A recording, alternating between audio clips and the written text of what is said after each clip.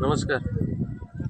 आज खामगाव या ठिकाणी विजेचा शॉक लागून एका कुटुंबातले 4 सदस्य श्रीयुत किसन पिसुर्ड्या शिंदे, गंगूबाई पिसुर्ड्या शिंदे, सचिन पिसुर्ड्या शिंदे आणि आरती पिसुर्ड्या शिंदे ही 4 व्यक्ती एकाच कुटुंबातले मृत पावलेले.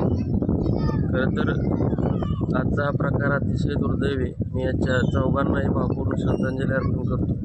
परंतु विजेचा धक्का आत्ता प्रत्यक्षदर्शी पाहणी केली तर असं निदर्शनास येत आहे की वरून गेलेली जो कनेक्शनची वायर आहे त्या वायरची जी आर्थिंग आहे त्या आर्थिंग लटकत असताना त्या आर्थिंगला हात लावल्यामुळे एक व्यक्ती चिकटली आणि तिला सोडवायला गेल्यानंतर सदरच्या 3 व्यक्ती त्या शॉक लागून गेलेल्या आहेत.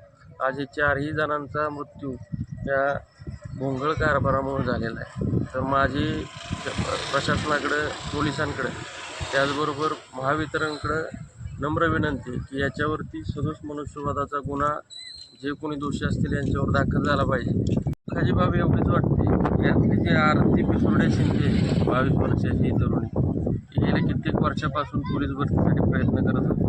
अवघ्या 1-2 मार्कांसाठी यावेळी तिचा रिझल्ट लागला तरीही नव्या जोमानं ती मुलगी कसोशीनं प्रयत्न करत होती.